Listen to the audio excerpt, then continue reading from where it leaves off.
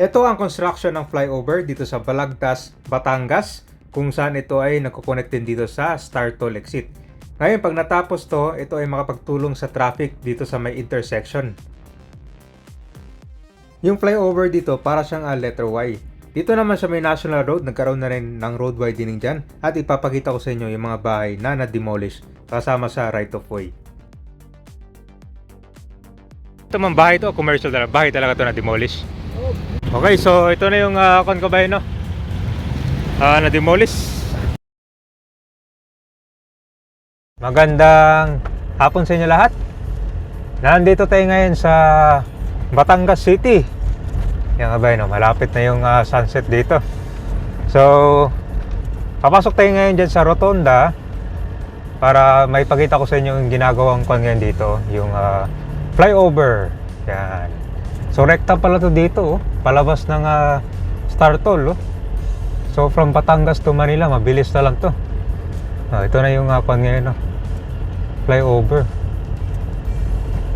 Tapos kaliwa tayo ngayon dito sa National Road para pakita ko rin yung road widening na ginagawa nila dito. May mga bahay na nakuan doon na tapyas, no? Yan. So Lipa City dito sa kanan. Tapos kaliwa sa Batangas City. Pakita ko muna kayo dito sa Rotonda. Ikot muna tayo.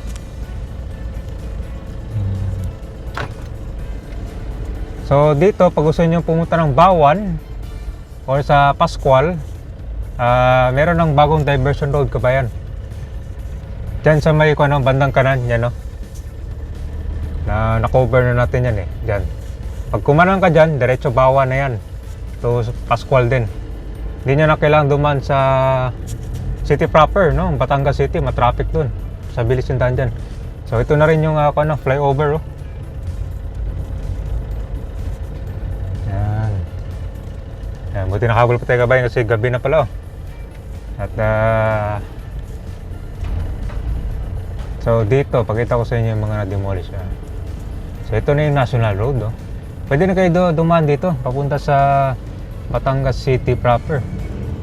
Kaya lang, medyo makondin dito, matraffic. So ito na guys, sa kanan, nagkakaroon na sila ng road widening dito. So from 2 lanes, both sides, magiging na to 4 lanes, sa kabila yung mas malawak, mas magiging 3 lanes na siya. Ayan dito, ginagawa na nila yung kalsada. Yan.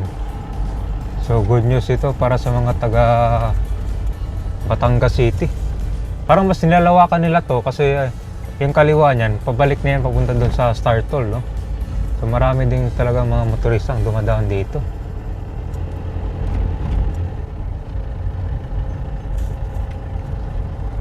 Ikot na natin kabayan, So ito na yung sa kabilang side, Yan. So ito yung mga bahay na na-demolish dito, Demolition in progress. Yan natin kabayan, Ayan na pala, Ayan, ang daming bahay na demolish dito. Okay, so ito na yung kabayan, na-demolish. Demolition in progress. Yan, So lalawakan pala nila tong kalsada dito. Nasa na rin siya. Flyover. Kasama sa flyover to dito. Nasa Bahay nyo dito? yung bahay ng Bilaston, Pagina. Okay. Kaya bale, yung bahay ang nawala dito. Isang bahay? May tira lang siyang gano'n. So yung bahay dati maabot agad dyan sa kalsada? Agad dyan? Oo, doon sa may... Yung may boundary, yan, Dinira dito nga kayo. Ito bale, magiging pathway na konti na lang, mga doon pa. Kita mo yung convert na yan, yung nakabaon. Pathway yan. Pathway? Okay. Napakasa pa di aking bahay. Tingin ka ba, So, ito na yung mga bahay na na-demolish. Mahaba pala tong project, Simula dito hanggang doon, Medyo mahaba pa to siya. Yan. Halos natapyas yung ibang mga kon dito. Hindi lang mga bahay, meron din mga commercial dito. Yan. So abangan natin dito yung flyover pag natapos to. Kasi ito konektado dun sa Star Toll yan. Ayan o. Oh, dito wasak yung mga bahay oh.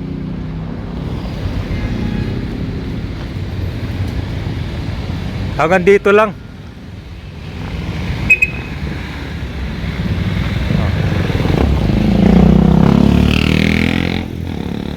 Dito siya parang kalahati ng bayo, meron pang natira oh.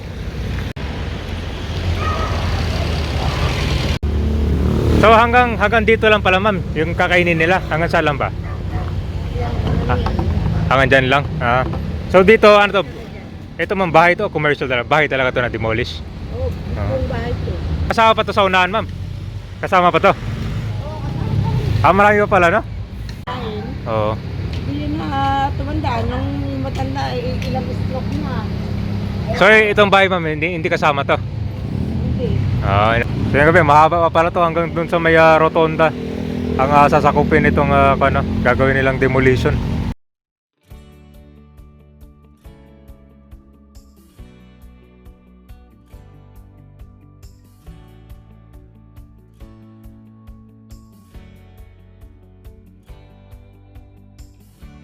So dito sa may National Road, nagkaroon na rin ng pag-aayos ng kalsada dito. Tsaka itong gagawin nilang paglawak no.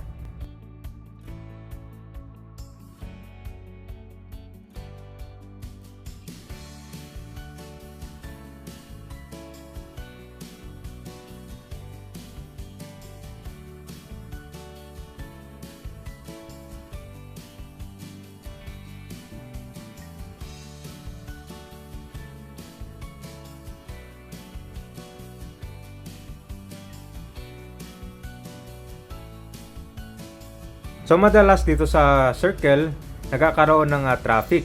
Ngayon, kung mapapansin nyo itong flyover, para siyang letter Y. Itong sa kaliwa, diretso sa port yan. Dito naman sa baba, yan yung papunta sa city proper ng Batangas. Alright, so pansin nyo rito, meron din siyang ginagawang daanan, no? So simula dito sa may Star Toll, ay meron din siyang access.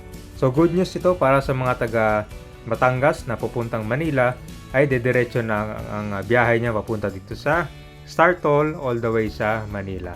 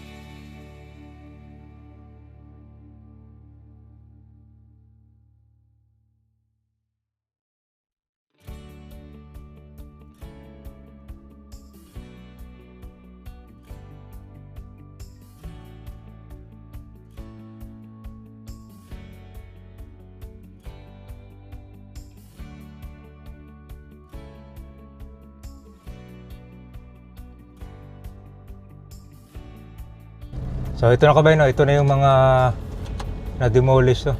Ang sabi daw nila, sakop pa to hanggang dito. Okay, so itong flyover, pag natapos, mas giginawa ang nito para sa mga commuters, no? Ayan, kita nyo naman na konektado to sa Star Toll.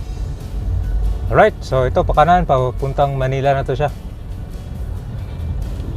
So simula dito from Star Toll, may higit 100 kilometers ang ita-travel niya papunta sa Manila. So kung yun, depende, minsan 1 hour and 30 minutes to 2 hours ang biyahe niya, no? Kaya pala meron ng kon dito sa gitna, oh.